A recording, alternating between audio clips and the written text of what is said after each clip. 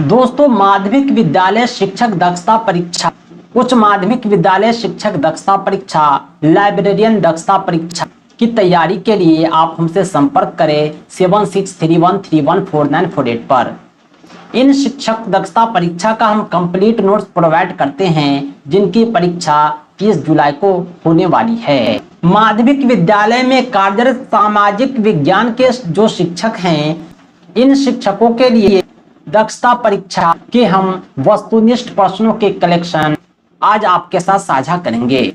हालांकि परीक्षा में ऑब्जेक्टिव के अलावा सब्जेक्टिव क्वेश्चन भी होंगे, शिक्षण कौशल से भी प्रश्न पूछे जाएंगे, जो हमारे नोट्स में क्रैश कोर्स में इंक्लूड हैं। जब आप हमारे नोट्स प्राप्त करेंगे तो आप कम समय में बेहतर तैयारी कर पाएंगे।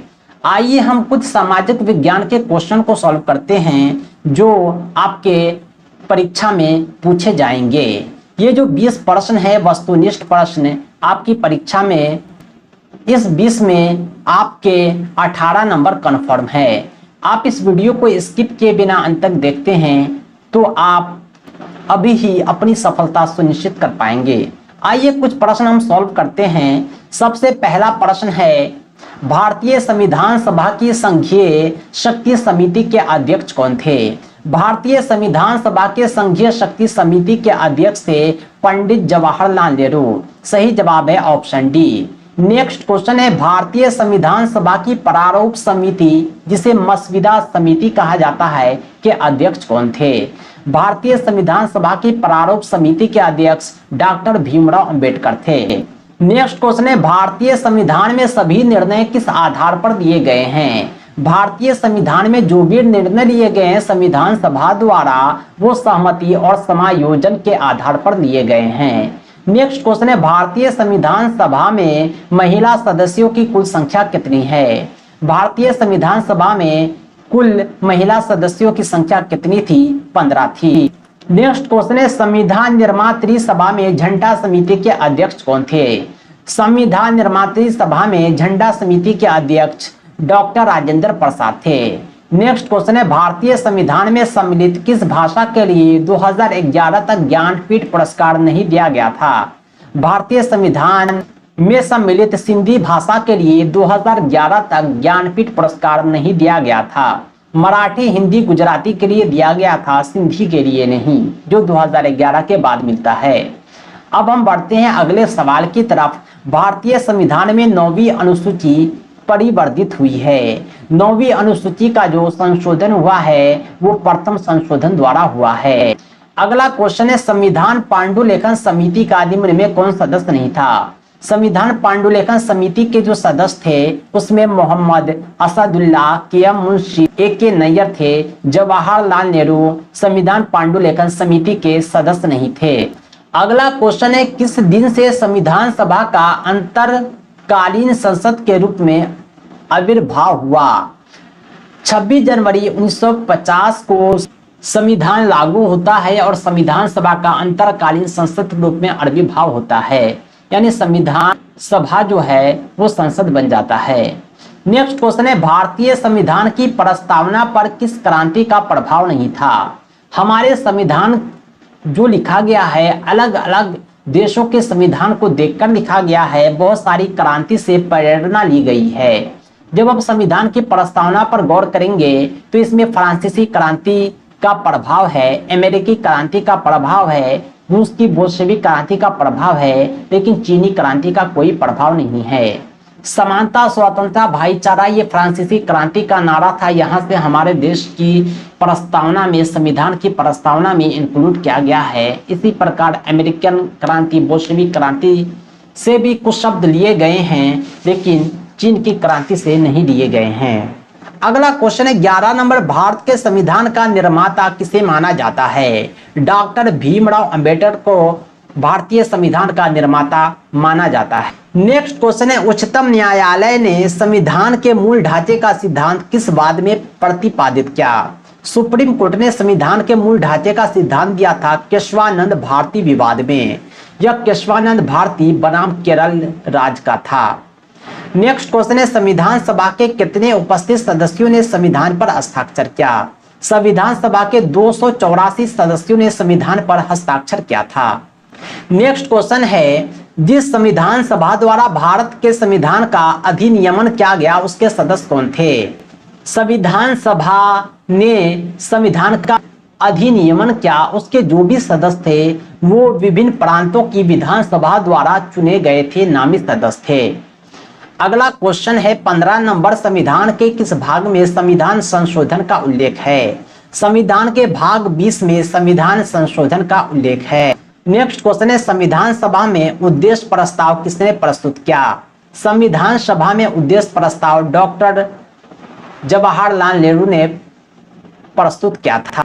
पंडित जवाहरलाल नेहरू ने संविधान प्रस्ताव प्रस्तुत किया। 17 नंबर क्वेश्चन है, दल बदल अधिनियम किससे संबंधित है? दल बदल अधिनियम 10वीं अनुसूची से संबंधित है। वो ये है कि इसमें निर्वाचित सदस्यों की अयोग्यता हो जाती है। नेक्स्ट क्वेश्चन है, भारत के किस संविधान सभा की रचना हेतु संविधान सभा का विचार सबसे पहले किसने प्रस्तुत किया? भारत का जो संविधान बनेगा, संविधान सभा की रचना की जाएगी, यह विचार सबसे पहले स्वराज पार्टी 1924 में दिया गया था।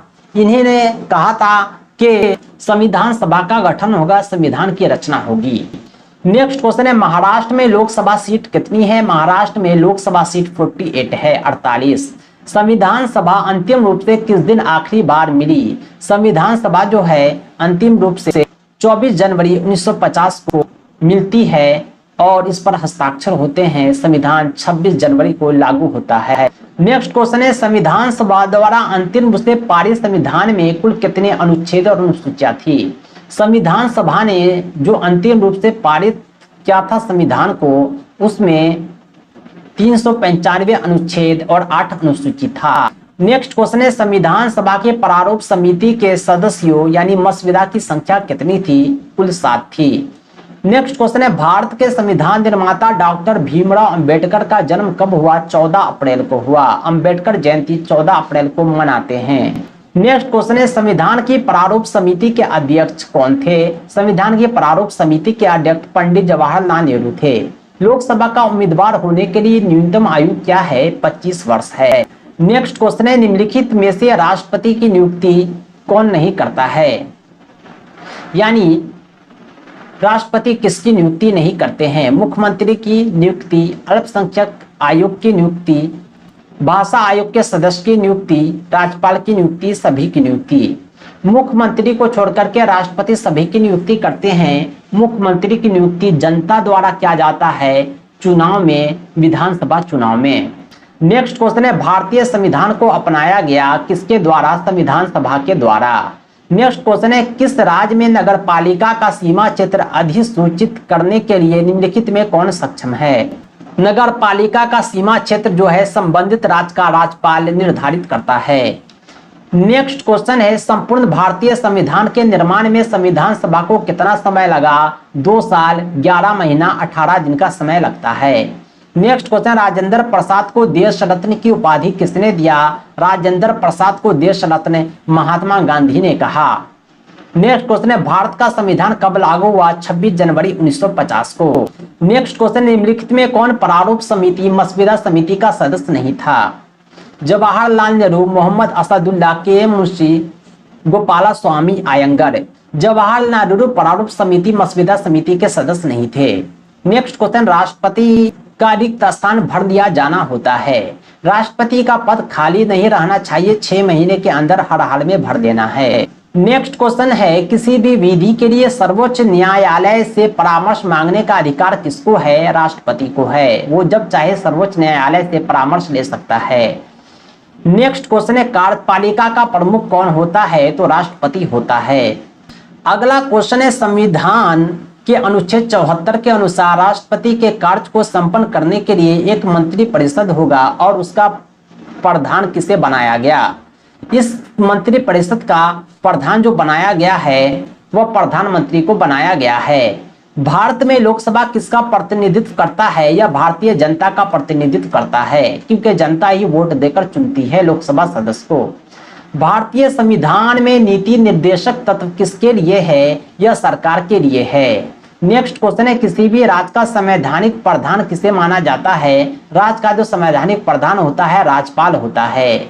नेक्स्ट क्वेश्चन है, संविधान सभा ने संविधान को अंतिम रूप से किस दिन पारित किया? 26 नवंबर 1949 को अंतिम रूप से पारित किया।